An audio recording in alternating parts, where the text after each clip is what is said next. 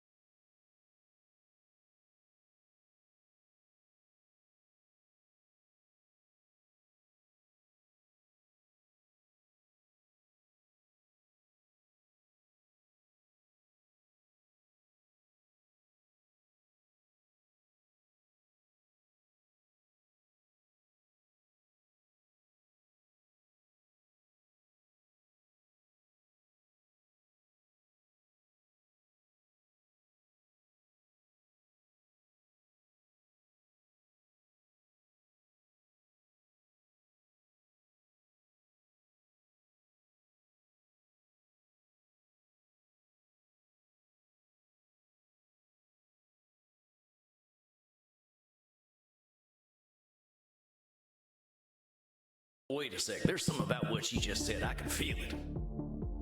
It reminds me of one of my revelations about the funny patterns in the way we vampires think. Well, let's see. One type of thinking I noticed I called hot branding. That's when we brand ourselves with names we can't get rid of. There's high noon mind. That's when we treat a situation like it's a do or die showdown. And there's saloon thinking.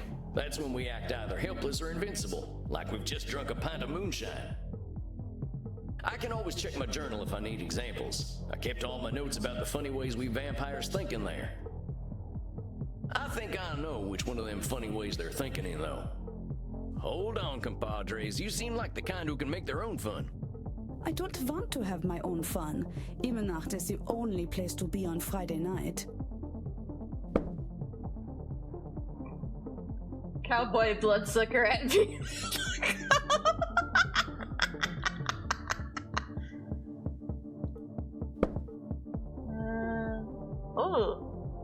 Found this old notebook and figured I'd take it with me to Europe. I figure it'll help me organize my thoughts.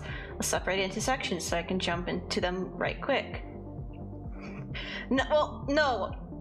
They changed the G from Gmail to Vmail, so it's vampire mail. Get it? That way, when I need to get to the particular section of my notes, all I gotta do is hop over to that section. Easy as falling off a horse, and falling off a horse is real easy. Bookmarks, cognitive distortions, my clients, my ramblings. The funny ways we think. I realize we vampires can think in funny ways sometimes, like reality is right in front of us and we just can't see it.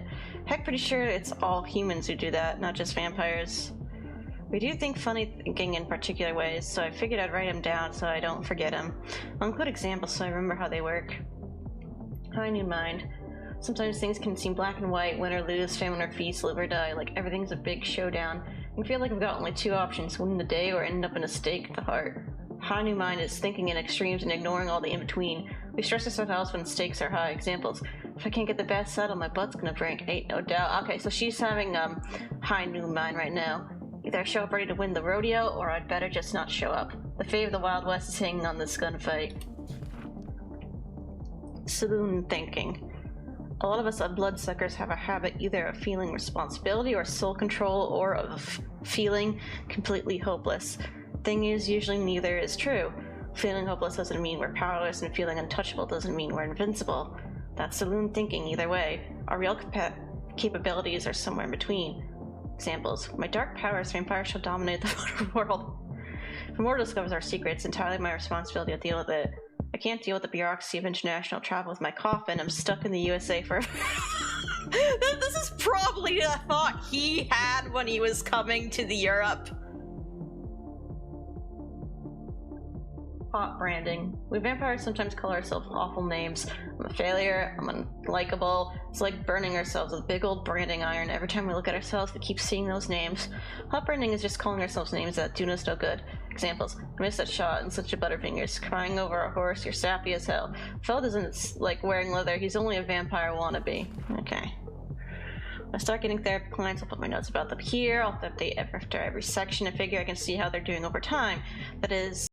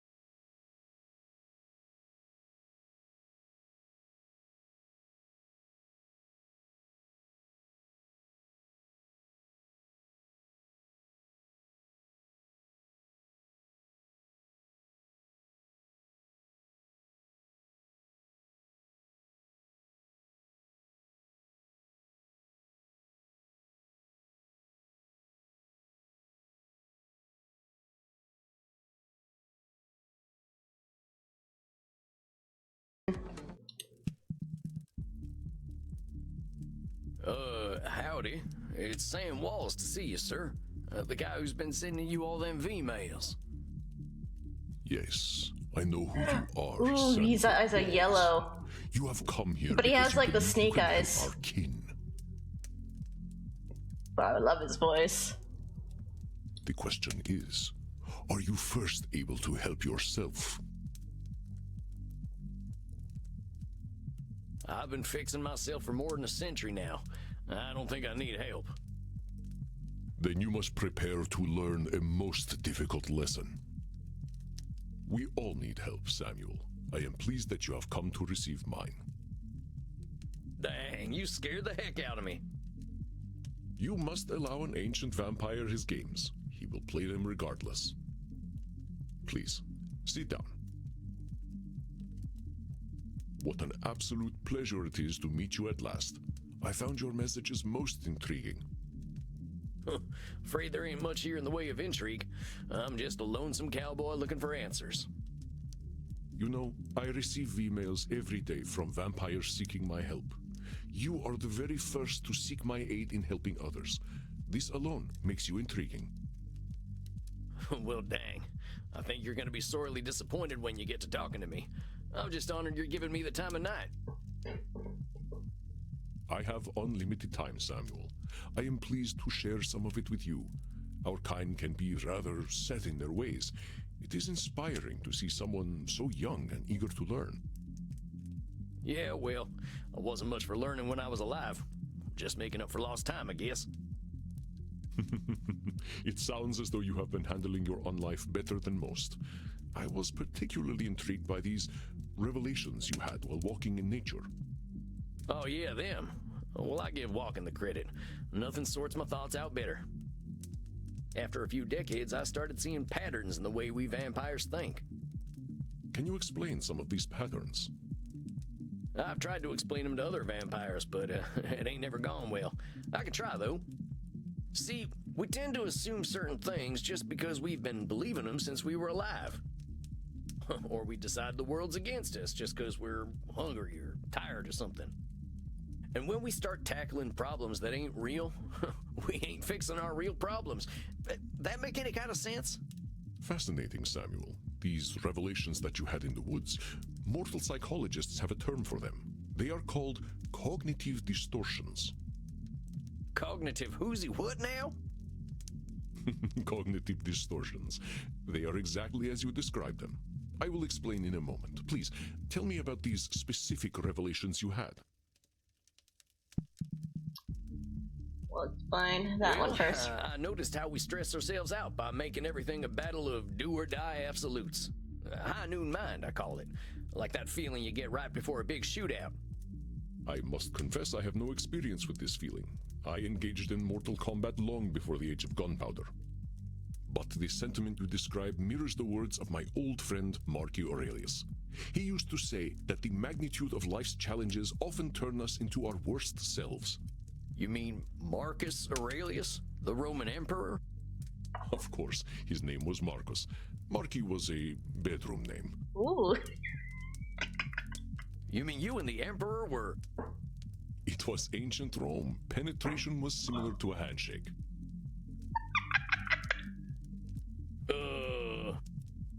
My apologies. I somehow forgot you were American. But let us discuss this high noon mind. I believe we can broaden your definition. Mortal psychologists call this phenomenon of binary thought polarized thinking, but I like to call it Nosferatu thinking. Okay, now it's changed. It's probably gonna be in the... I changed it.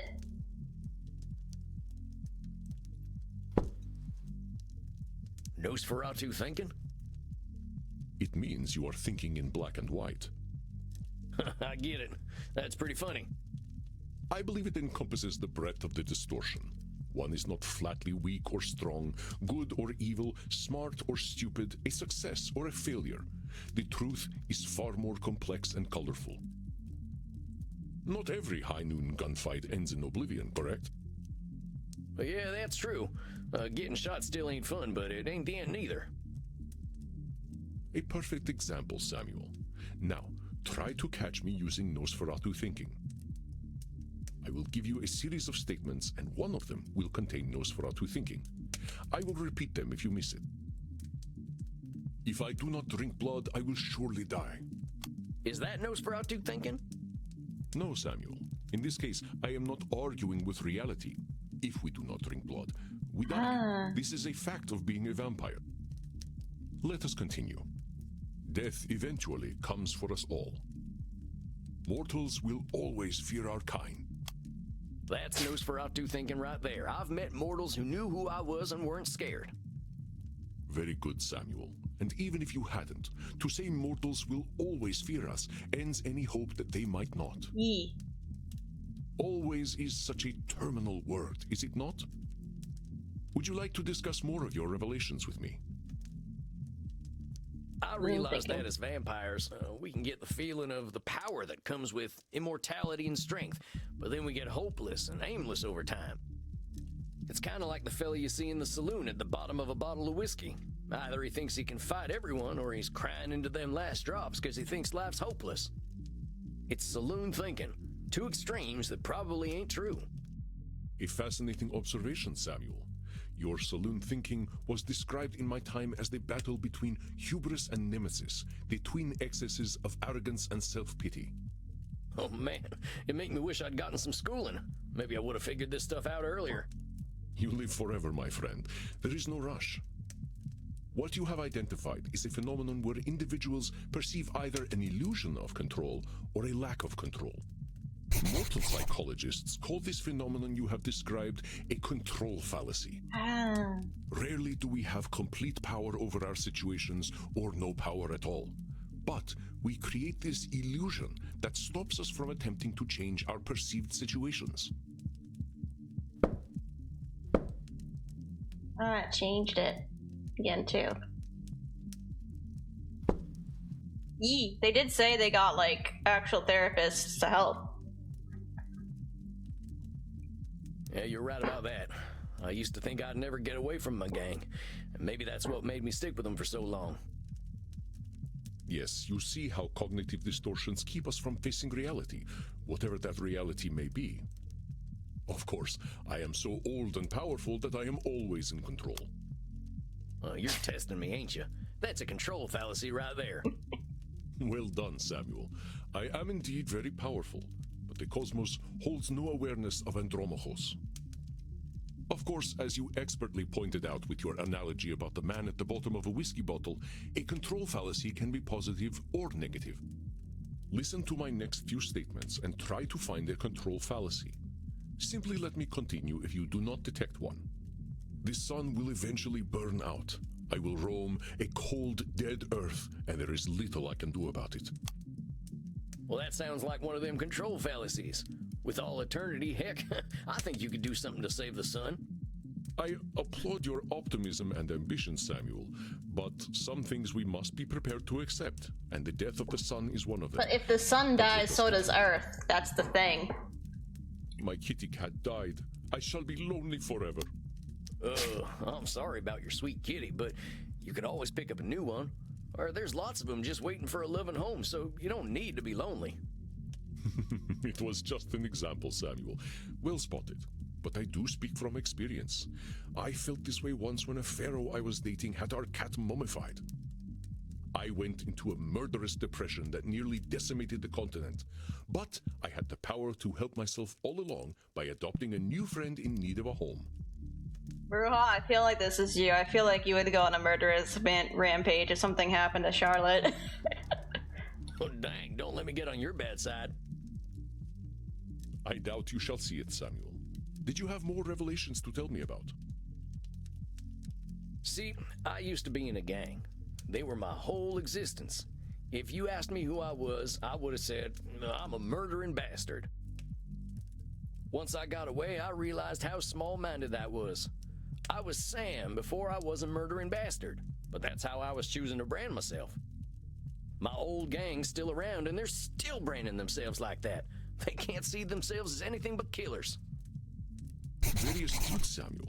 I favor the clinical term, however, which is labeling.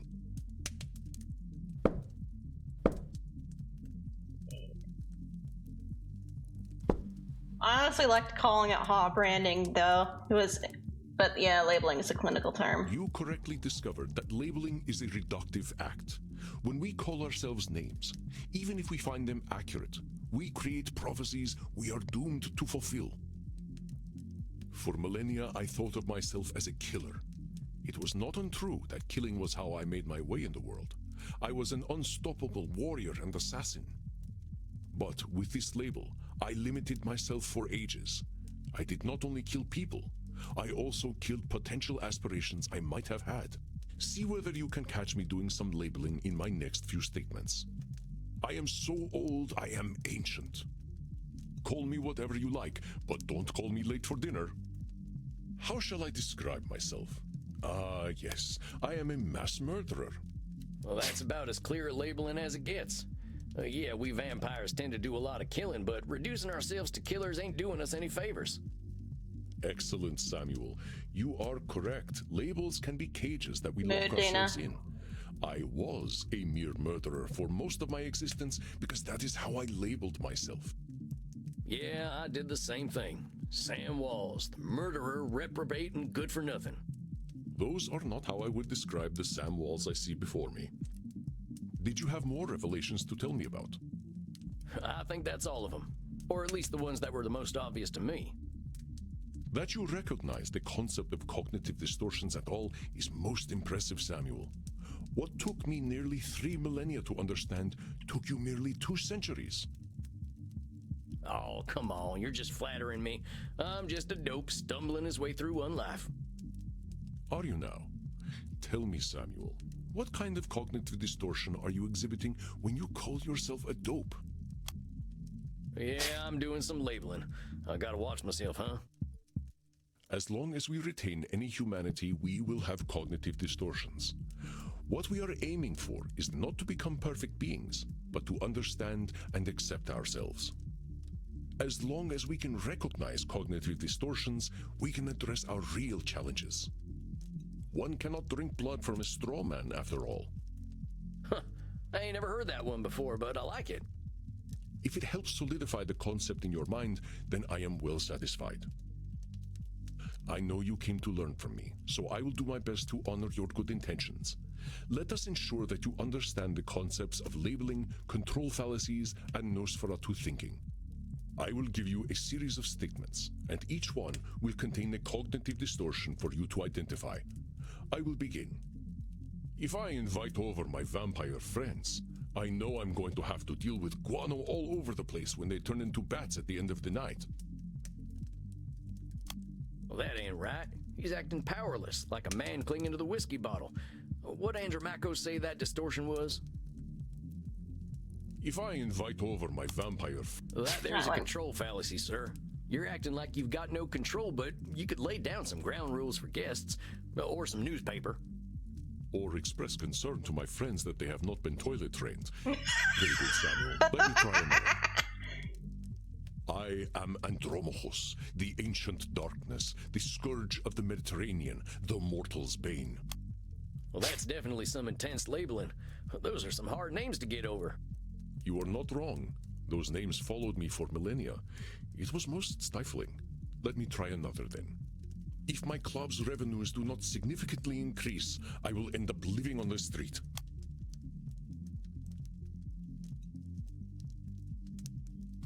That there's got to be Nosferatu thinking. There's a huge space between making a ton of profit and living on the street. Indeed, you are correct. I run my club at a considerable loss, but 3,000 years of banking interest means that money is not really an object to me anyway. Bro's living the dream. Samuel, now I am not only intrigued by you, but also impressed. I would very much like to teach you my ways, but I must demand something of you first. Anything. I'm here to learn. You must receive therapy yourself. I will not have you seeing clients without a commitment to your own mental health. Now, hold on just a minute. I don't know that I need therapy. I'm feeling pretty good about myself these days. Samuel, we all need therapy to live in this world. You have been speaking in cognitive distortions since the moment you walked into my office. I have. I didn't even notice. They are most insidious, but I am here to help you identify and challenge them. You have walked alone for too long, Samuel. Allow me to share my experience with you. Well, all right, if you say so. I appreciate your taking the time to work on this, old cowpoke. We have all the time in the world, Samuel. But for now, you must be eager for something fresh. Please, dance, drink your fill. We will begin tomorrow. Okay, then. Well, sir, it's been an honor. You don't have to call me sir, you know. All right, then, Andromachos. Andromachos. Hey, Andromachos. Just call me Andy. All right, Andy. I'll see you tomorrow, then. Andrew Mahos.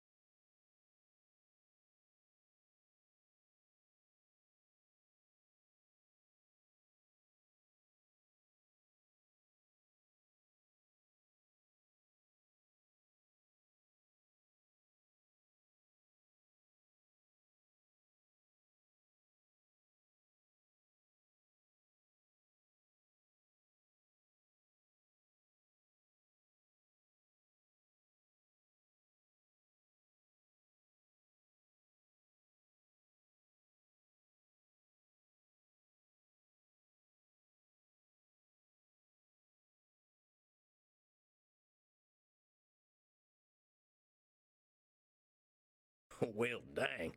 This is mighty plush. Guess it's one of them smart coffins. Jimmy is on the coffin.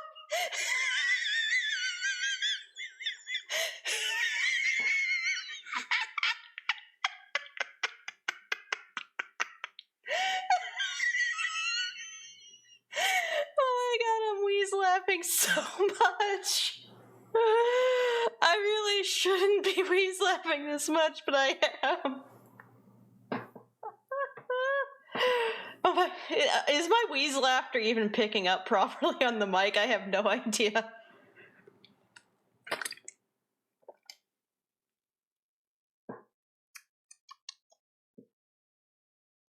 Let's see what's on TV. Hey, I remember this movie. We were so proud to finally get some representation. Rats!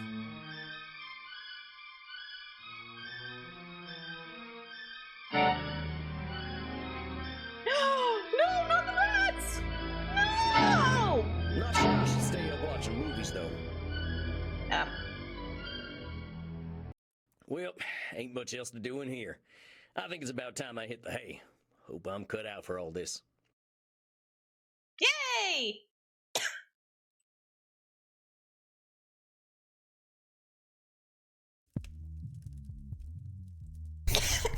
Samuel, good evening. Laughing so hard, I'm coughing now. Alright, let's see what it says in the journal first. What a day I made to Andy's club in Leipzig. Leipzig. Folks are real nice here. A couple of goths are real friendly. They've got a darn tootin' bartender and even a friendly greeter. He don't talk too much, but I can tell he's an introspective sort. Now, Andy, that's one hell of a vampire. He's just got this presence. You can tell he was 3,000 and that is freaky as heck, but he makes you feel right at home. Butt naked? I don't know how else to feel it. Oh, he makes you feel right at home, but naked. I don't know how else to describe it. Oh, and I went to a kink room. Yeah, Sam Walls, kink room. My big brother already got a kick out of that one. I ain't gonna write about it here. I should get some sleep in this fancy coffin. Andy let me anyway.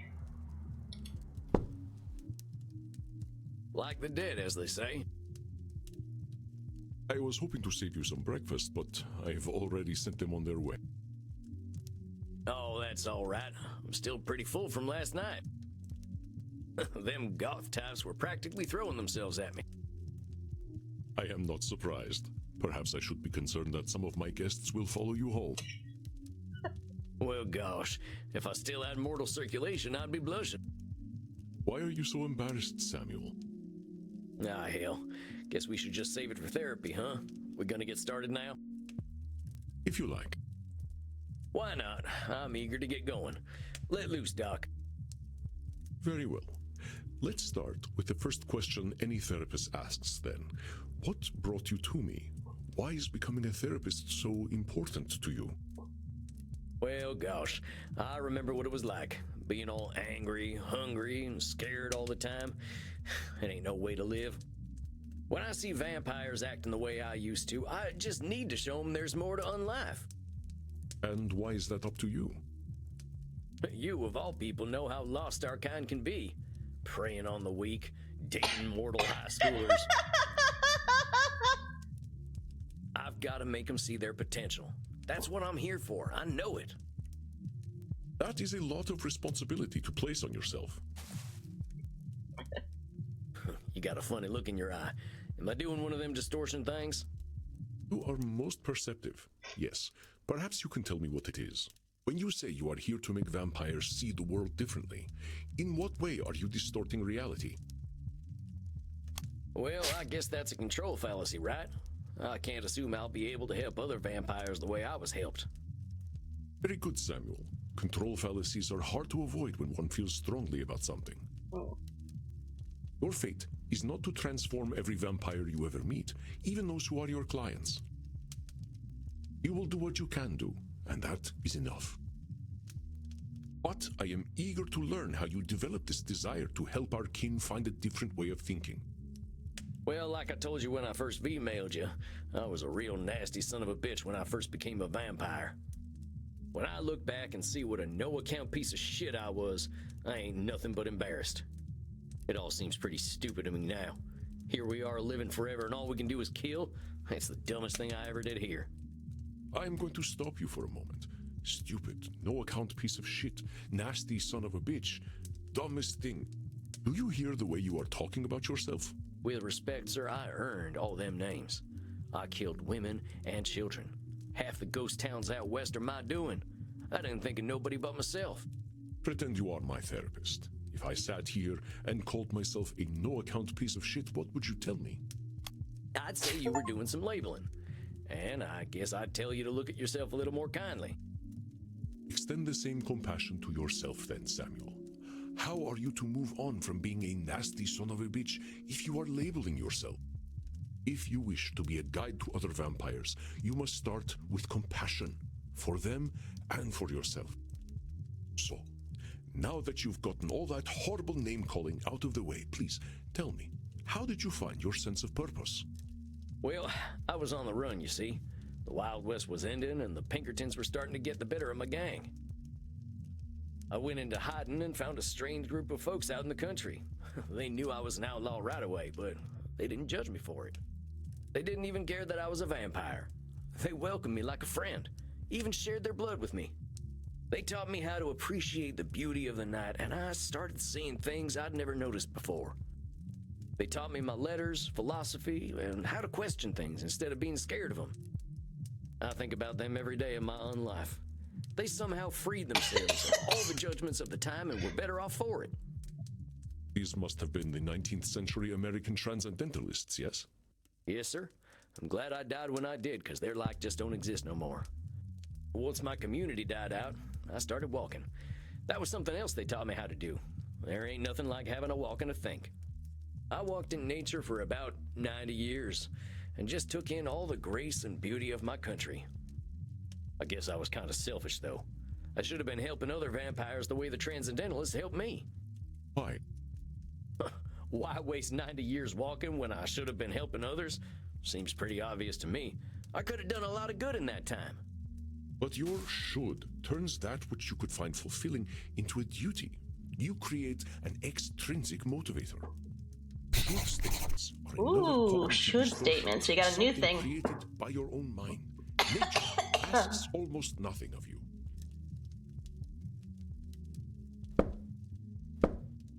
Sometimes we judge others and ourselves with arbitrary rules and how things should be, and then we get hopping mad when our expectations ain't met. Should statements can put a lot of pressure on us, but they ain't too many universal rules. Heck, we should probably be dead because our hearts ain't beating, but seems it ain't true. Seems I'm a vampire. I should live in a castle. When you're in a gang, the gang needs to be your family and no one else. Cowboy must never show fear. Even if your should comes from a place of good, it creates undue pressure. And what do we do once we are pressured? We resent the shoulds. We procrastinate. And as you know, we have a lot of time to procrastinate. Stop calling me out. You got that right. Why do today what you could do next century? Exactly.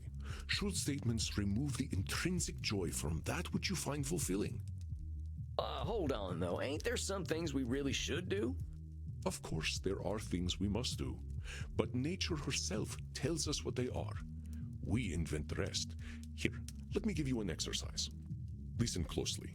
See whether you can find the should statement that is a distortion. I should go to the vampire dentist. You know what they say. If you have bad fangs, you get bad blood.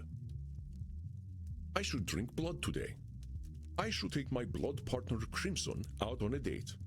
I should be wary of sexually transmitted diseases. Did you miss my should statement? Let's try again. I think it's the first one. I should go to the vampire dentist. You know what they say. If you have bad fangs, you get bad blood. That's the one. No one should go to a dentist. Goddamn butchers. That is not true. We have to go to the dentist. Our teeth are important to us. How long has it been since you've seen a dentist, Samuel? No, not since the Civil War, and I'd rather keep it that way. We'll talk about that in another session. Let's try again. I should drink blood today. Well, I guess if you don't want to drink blood, you don't have to. But I'll die if I don't. Permanently. So I guess you should drink blood. Try again. I should take my blood partner Crimson out on a date. Saying you should take Crimson out on a date is a should statement. You've turned something you want to do into something you have to do. That's right, Samuel. Okay. You know, I couldn't be more pleased with you. Your time in nature was clearly well spent. Well, thanks, I suppose. But if you don't mind my saying so, I hope you're treating that mortal lady right. Thank you. Please, ask her yourself. I imagine she would share her blood with you. You look like her type. Hold on. I've only been in Europe for a couple of days. I ain't gonna go after my teacher's girlfriend. She does what she wishes, and that is why I chose her as my blood partner. Samuel, even if it beats no longer, you have a good heart. I think you will be an excellent therapist. So far, that good heart of mine hasn't amounted to much, but I'm willing to give it my best shot. You are uncomfortable with praise, aren't you, Samuel? Every time I say something positive, you find a way to negate it. I just don't think I should be doing any bragging. I spent my first 50 years killing. I spent the next 90 walking in the woods. Yeah, he is a sweetie. I've tried to walk a better path since then, but I ain't no saint, Auntie. I did not say you were. Having met several so-called saints, I can attest that none of them were either. I understand your discomfort, Samuel. I, too, have done terrible things that I cannot erase. But is erasing the good I have done worthwhile? Well, I guess when you put it like that, it sounds kind of silly. It's another cognitive distortion, one that Well, mortal qualifying the psychologists call positive. disqualifying the positive. Like how the necessary stuff I've done, I can feel like a real good for nothing sometimes, but that's qualifying the positive, canceling out the good and leaving the bad. And distortions positive in yourself or in the situation, just being honest. Examples. The three Stooges just smack each other like in the heads a bunch, though I still like them. Yeah, I guess it can turn into a bat, but any vampire worth their fangs can do that. She rescued a kitten, but she drinks mortal blood every night, so one good deed means nothing. I understand that the actions of your past are difficult to bear, but what we are here to do is accept reality, with both its positive and negative aspects. I am not saying that you should disqualify your negative actions, but merely note when you disqualify the positive ones. Let us try an exercise. See whether you can challenge me when I disqualify my positive deeds. I am Andromachos, one of the most powerful vampires alive. Before I became the vampire I am now, I did exceptionally terrible things. I have defiled the innocent. I have killed countless people. The good I now do pales in comparison to the evil I have done. That's the one. You're literally disqualifying the positive by comparing it to the evil stuff you done. Well done, Samuel. I believe the recognition of this distortion will serve you well when you start to see clients tomorrow. Whoa, tomorrow? I only just started learning these here cognitive distortion things. I will, of course, be with you. You needn't worry. I can sense your instincts and will help you. But tomorrow, I just don't feel ready yet. My friend, we are never truly ready. But if it would ease your concerns, we can practice with further examples. Would that be helpful to you?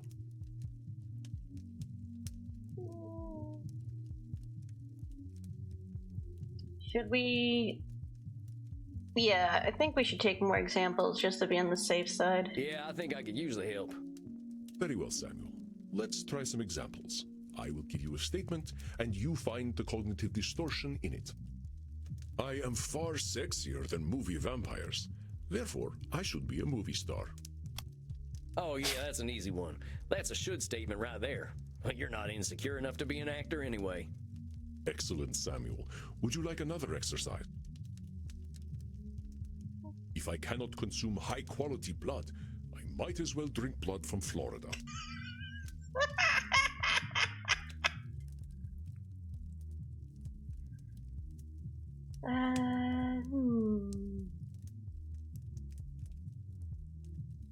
Which one was this one?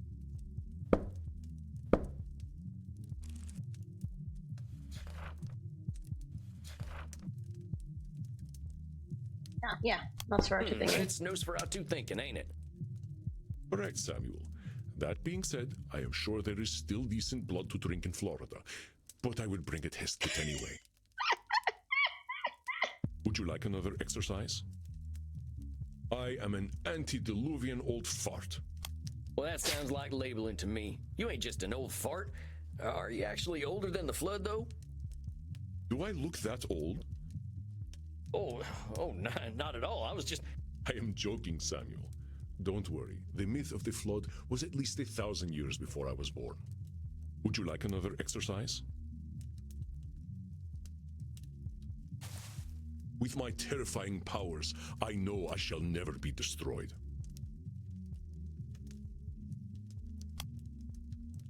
I think that's a control fallacy, unless you know something I don't.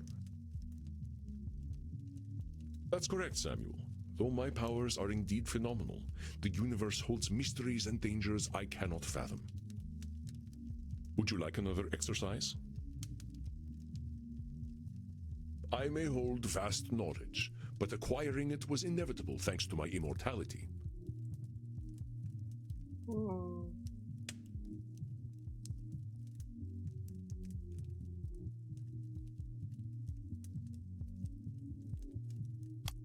Try once more, Samuel. Is what I am saying fair to myself? I may hold vast knowledge, but acquiring it was inevitable thanks to my immortality. I know that one. That's disqualifying the positive for sure. I knew you would catch that one. Would you like another exercise? I am lazy and useless because I slept the night away in my coffin. That's just labeling, Chief. Ain't nothing wrong with having a sleep in once in a while. Well done, Samuel. Would you like another exercise? I got blood all over me the last time I drank. I am always so messy.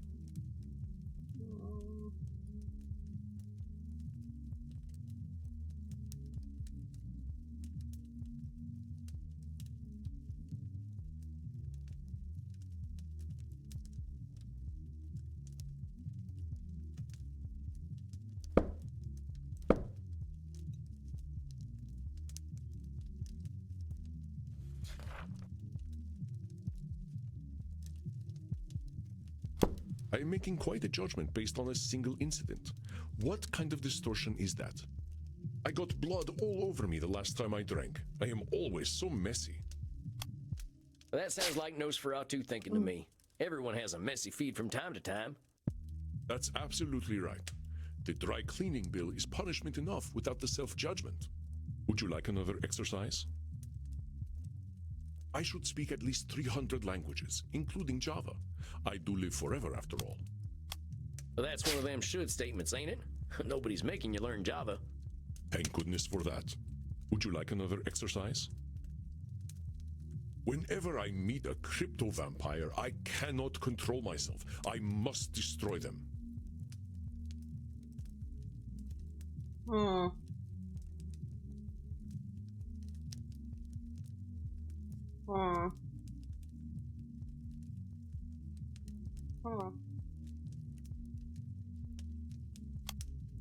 Remember what powers we have and what powers we do not have. That is how you can identify this distortion. I was thinking control fallacy before, but then I saw you type Nosferatu to think. Whenever I meet a crypto Well, that sounds like a control fallacy to me. I'm sure you don't have to kill crypto vampires. Indeed, Samuel. They are dead inside anyway. Would you like another exercise? Someone complimented my suit the other day, but he did so only because he feared my godlike powers. What am I doing by discrediting myself, Samuel? Please, try again. Someone complimented my suit. Sounds like you're disqualifying the positive. That one was tricky. Your clothes are pretty damn snappy. And, of course, I could not know whether he was afraid of my godlike powers. I think that is plenty of practice. I applaud your diligence, Samuel. Do you feel more confident now? I think I'm good. That was an achievement and complete his entire quiz. All right, Samuel. You must be hungry now. I suggest you get the liter inside. No, I confused him too. Big night tomorrow. How much is a liter? Just get enough to drink, Samuel. We will not be able to work if you are hungry or tired. Now, please excuse me. I do have a date with Crimson tonight. I suspect I shall not return until nearly morning. Oh, yeah, of course. I hope you have a nice night out, Mr. Andy. You as well, Samuel. Rest in peace.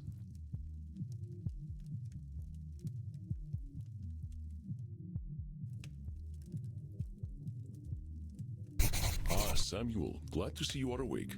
Your first client is on his way. Alright.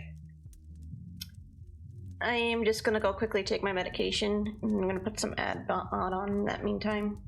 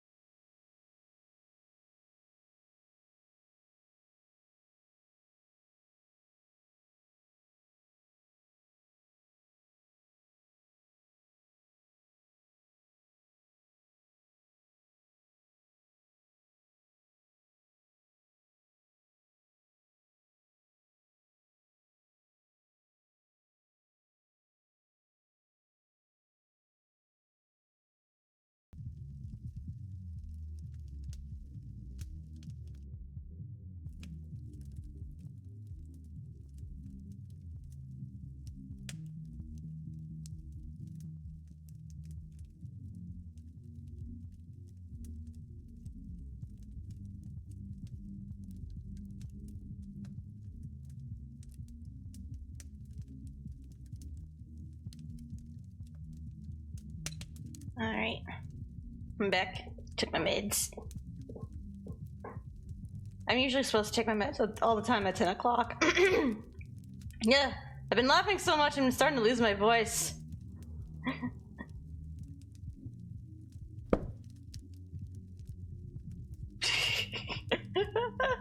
Okay.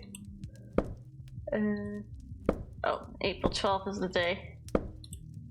I have beauty marks on my neck that actually look like that too. I should actually add them to the textures of my model now that I think about it. But that are kind of like right underneath my head so you wouldn't really see them that much.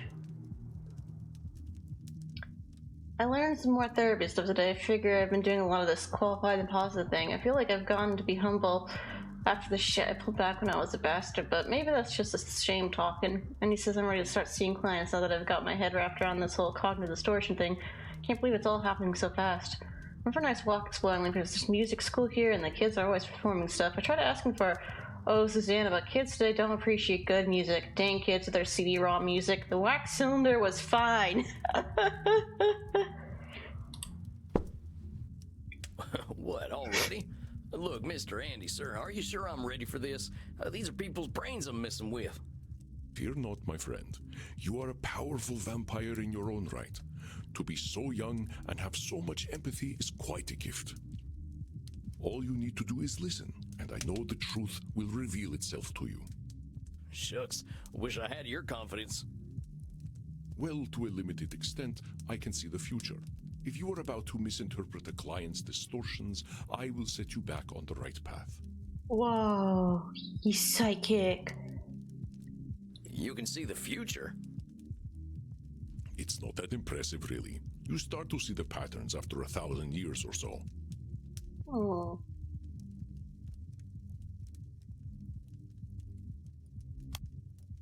Well, dang. If seeing the future ain't impressive, that's gotta be a distortion. Disqualifying the positive, it's gotta be. You barely require my aid as it is. I got it. If you need guidance, I will provide it to you telepathically. Ooh, he's telepathic. Don't think about it too much. When you are 3,000, such things will cease to impress you. Let us look at your first client's case file. Dr. Drain, huh? You ain't got no first name? Dr. Drain is a class of 1614 graduate of the Royal College of Physicians. He's been studying the nature of blood for the last several centuries. Became a vampire after a post-mortem blood transfusion experiment. Now runs a global pharmaceutical research company. So concerned that he has developed an addiction to a drug of his own formulation. Detected strong neuroability on the phone. Investigate Drain's drinking and sleeping habits. That's actually very interesting for a vampire backstory. Many vampires go by one name. Families and titles seem to become more abstract after a certain age. Huh. So is it funny that he kept the title? Indeed. You catch on quickly, despite your habit of disqualifying the positive. I will let you work now. I shall be meditating in my coffin, but I will sense when you need my help.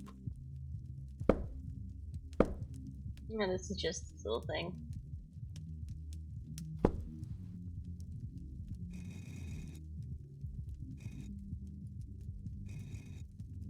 But Samuel, I know you can handle this. Be yourself, and all will be well. Satan bless it all, I hate Jesus. flying. Hello! Hey there. God's blood, what on earth are you? My name's Sam. I'm the new therapist. Make yourself comfortable, Dr. Drain. Oh yeah, they all have like little cat eyes. And unlike the humans, they all the humans seem to have brown eyes, and they don't have really like emphasis on the pupils. I'm not sure if you guys can see what I mean. And American as well. Good God. It's not enough for you lot to take over the world of the living. Even the halls of the dead aren't safe from you. This guy's a prick. Oh well. I suppose your lot are all into this touchy-feely stuff, aren't you? And ignorance, even American ignorance, is bliss, I suppose. Oh, sweet ignorance, how I do wish I knew thee. It's going good. Very funny. You missed a lot, Venti. You should check out the VOD when you get the chance. It made me wheeze laugh like so much, and I'm coughing now. I'm like I'm losing my voice. Damn it! How am I gonna work with this fella? I gotta ask Annie. Are you all right, Samuel? He's appearing like a hologram. You gave me this fella as my first client? Why not? He is clearly hiding very little about his state of mind. How am I supposed to help him when he already sees me as the bad guy? Use your instincts, Samuel. Think about how you have felt in your darkest hours. What does this poor vampire want?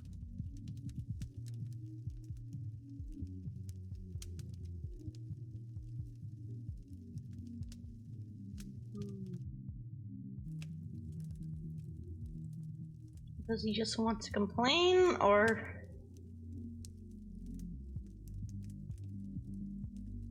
I think maybe it's reality check? I think he needs a dang reality check, charging at me like an undersexed bull. if you tried to give an undersexed bull a reality check, that would not change the fact that it is undersexed. How did the Transcendentalists approach you when you were a wilder man, Samuel? Yeah, I get it. I'm sure this fella's come here with problems. I can't be surprised when they show up. Maybe he was just here to complain.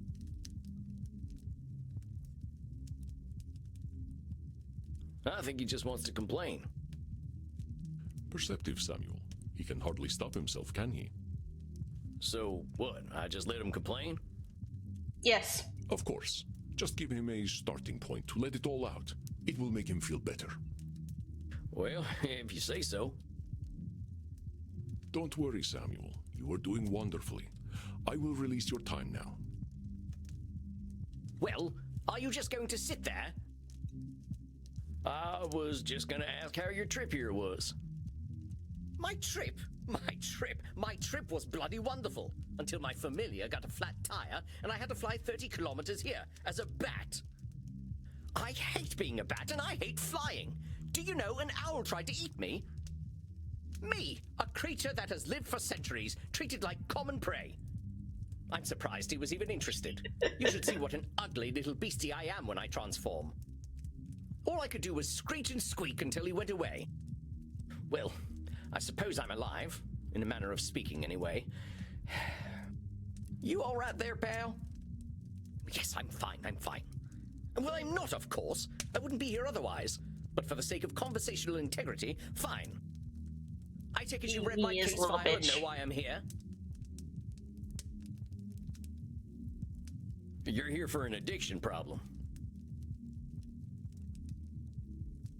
Yes. Embarrassing, isn't it? What's to be embarrassed about? I remember when Ulysses S. Grant was president. Didn't seem to bother him. Oh, well, of course. How wonderful it is that I share the mental failings of people who only live a single lifetime. Hey, come on now. There's a part of us that's still mortal. Can't help that, just like we can't help being dead. So I'm discovering. Look, I just need some tips and I'll be on my way. Just give me all the tricks, whatever one does to make addictions go away. Tips? Let me think. Oh.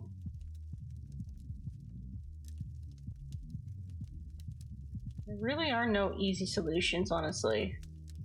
Partner, there ain't no tips that'll magically cure you, but I'm here to listen. You know, I never in my life thought anyone would ever call me partner. Like partner, but not with a T. And I know how you English love your tea. Thank goodness we can still process tea. We cannot live on blood alone. I appreciate the concern, though. I must admit, I rather saw myself above this whole addiction thing. I tell you what, let's not worry about being above or below anything. You're here now, so let's see what we can do. What exactly are you addicted to?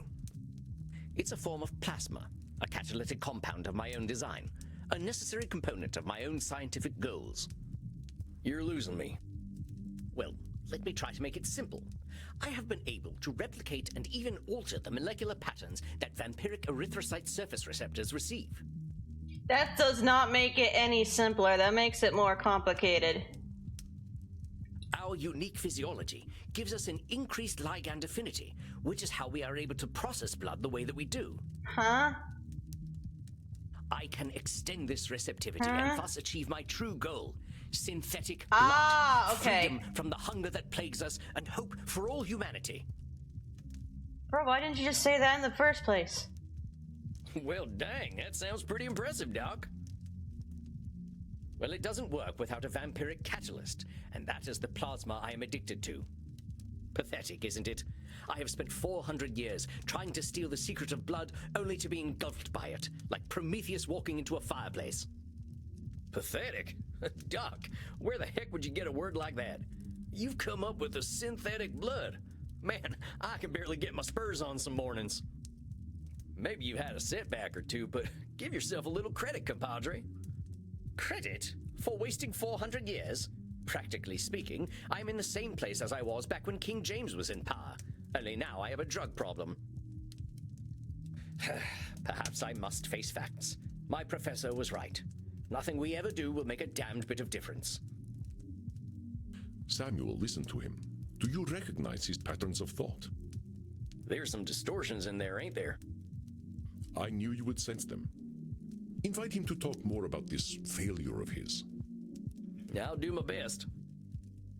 Now hold on just a minute there, cowpoke. I've heard you talk a lot about failure, but it sure sounds to me like you ain't thinking clearly if you think you're a failure. I am a realist, that's all. Look at me. 400 years of study and still dabbling with leukocytes.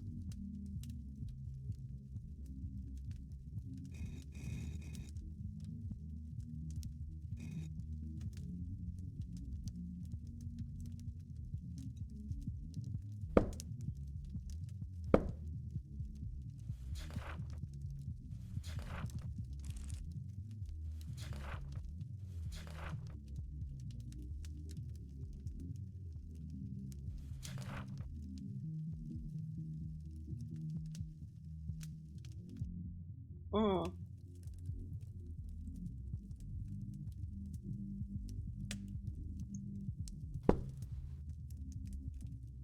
No, he's not calling himself a name.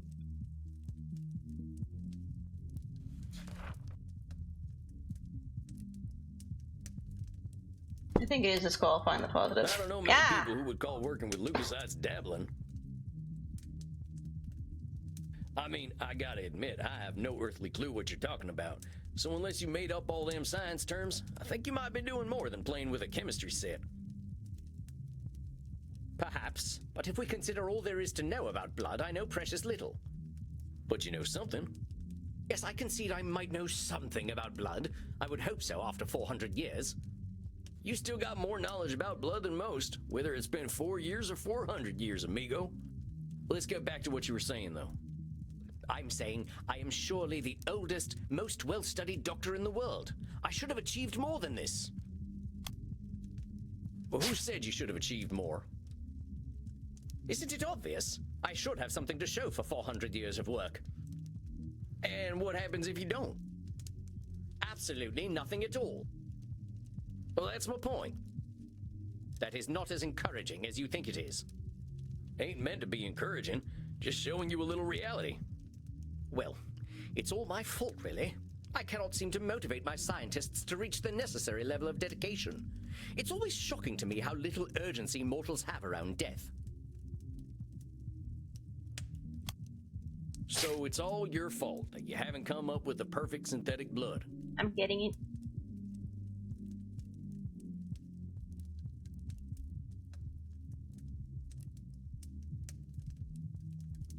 Yeah, he's also Sam is 300 years old. This guy is actually a bit older than him. But he is from the Old West. It can't be anyone else's fault. Only I have the skill, the knowledge, and the experience. Pardon me for saying so, Doc, but it sounds like what you're doing is pretty dang complicated. It sounds to me like you're some kind of god if you expect control over life itself. Please, I'm a scientist, not a spiritualist. It is not control I seek, but understanding. And are you ever gonna have perfect understanding? No, of course not. I'm not a wizard. So how about not putting saving the world on one person, Doc? That is a simplification, but I take your point. As I was saying, now that I'm addicted to my own drug, I have joined the ranks of mortal celebrities in my utter irrelevance.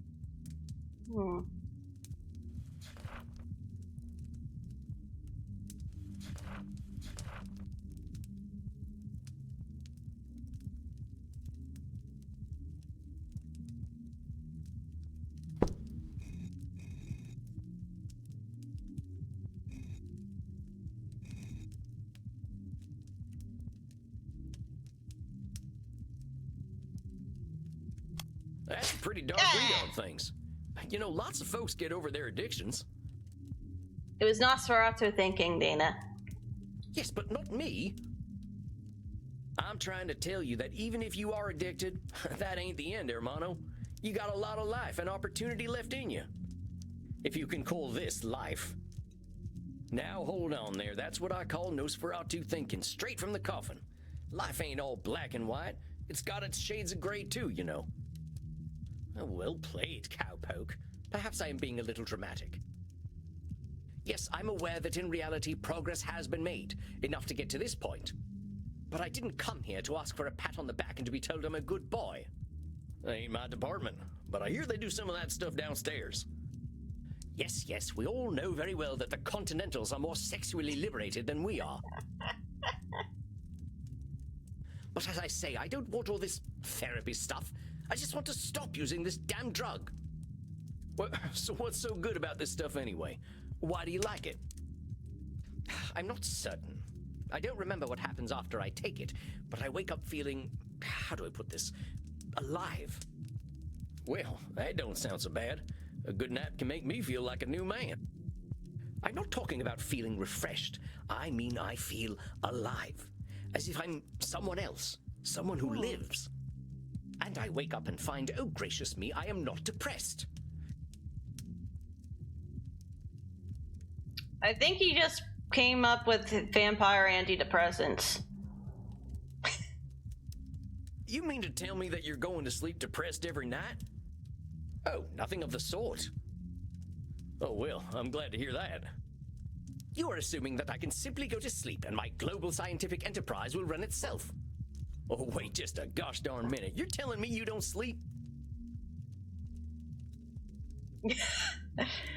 Yeah, I did guess it right. And apparently this guy invented his plasma causes him to fall asleep, and it also acts as an antidepressant.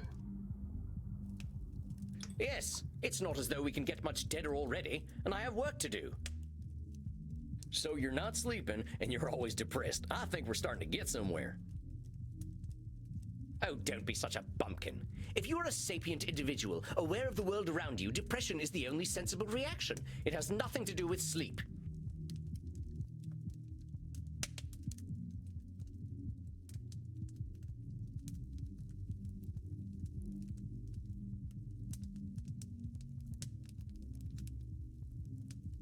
Come on now, it's a big world out there, and different things are depressing to different people. Everyone reacts to things differently. Ain't it true that a sensible person, as you call them, might even be a different degree of depressed? Very well, I suppose I might have been using a bit of mild hyperbole. Mild is putting it mildly, buckaroo. Buckaroo? Now I'm even more depressed. Regardless, I didn't come here to be a whiner. Oh, boo-hoo, life is hard. Yes, we all know it's hard.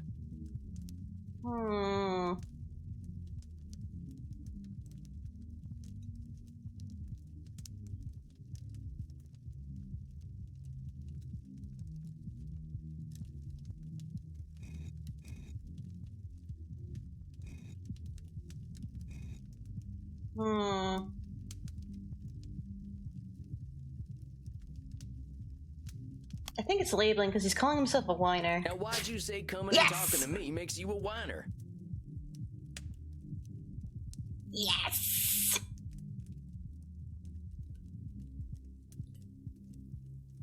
Is that not what I currently am? Sounds to me like you're expressing yourself. Whiner is the word you used. Yeah, if you want to call it whining, that's up to you. But that's entirely your label. Oh, very well, call it moaning or whinging if you prefer. Moaning, whinging, bellyaching, still all just labels. I don't believe I shall be using the term bellyaching in any case. But as I was saying, in the moments I wake up, I feel free. I suppose it must be what being an ignoramus feels like.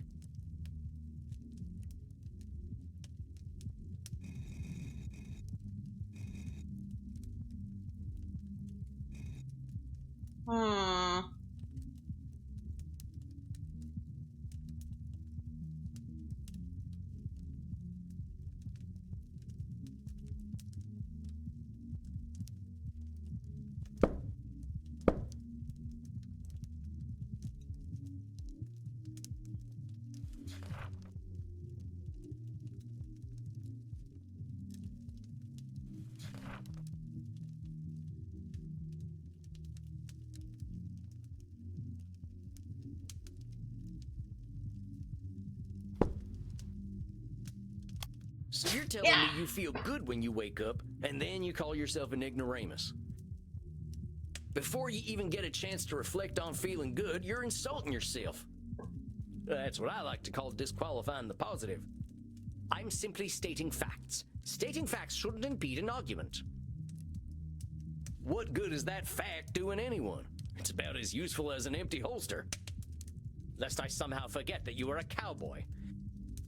About this drug, though. Oh, very well. I suppose I might be discounting my experience. I don't know how to say this, amigo. You really don't like letting yourself be happy. Honestly, I'm failing to see the problem with taking this stuff. Seems like it's making you get the rest you need, and it makes you feel good. What's the problem? First of all, I do not need to rest.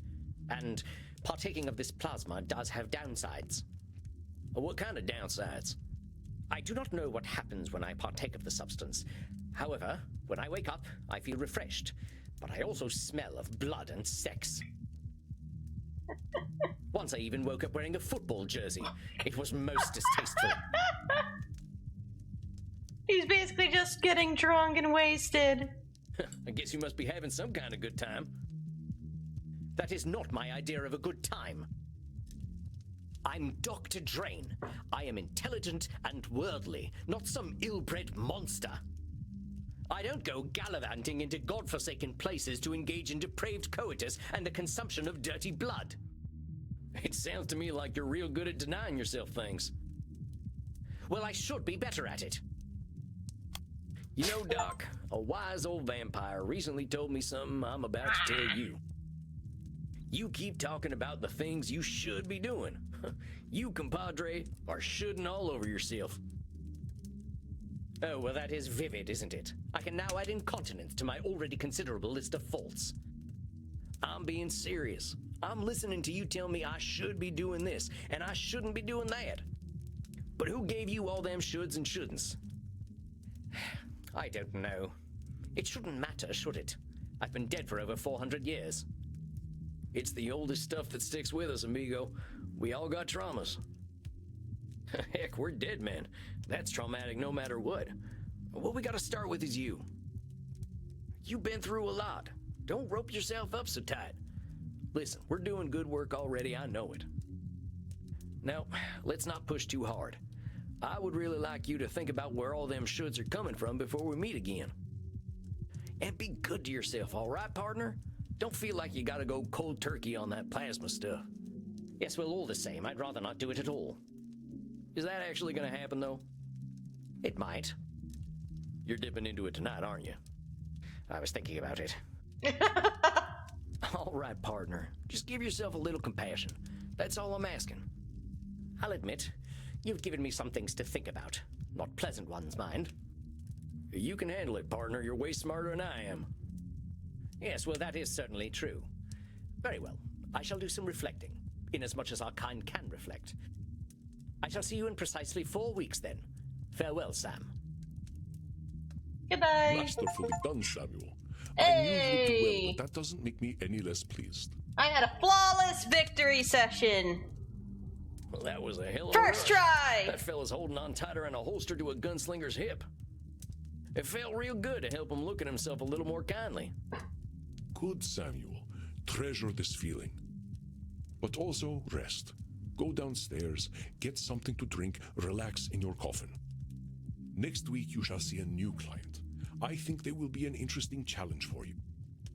I bid you good evening, Samuel. Rest in peace. You too, Andy. Well, I guess it's time I got me some grub. Oh, God. Who's gonna be this time?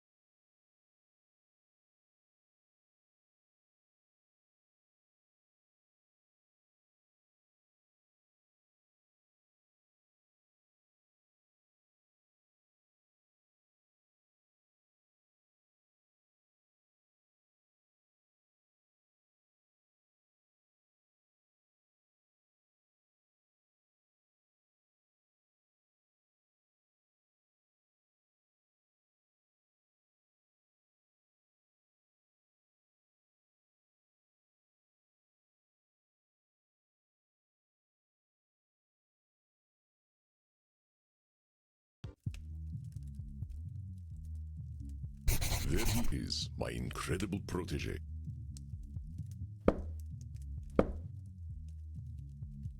Met my first client tonight, and whoo boy, he did not like me much. Sounds as though he doesn't like anybody much, though, so I can't be too disappointed. Poor fella. Ain't never seen anyone so high-strung. Maybe Pussifer Jones 80 years later, and the memory of him still makes me laugh. The kid even hated John. Oh, is it Pussifer? Pussifer. I just realized it's a cat. I think all his animals loved him. She would kiss him even when he was eating her food. It's the darndest thing. Picked up this Dr. Drain as a real should statement kind of fella.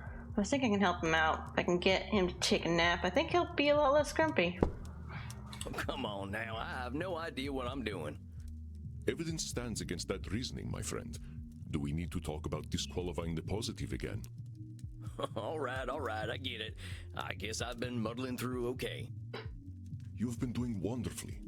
I hope you are ready for a bit of a challenge tonight. Alright. Actually, it's almost 11 p.m. I think I'm gonna call it night just because I am getting tired. Yeah. I am really enjoying this though. This is like, I'm really having a fun time with this. I'm gonna save.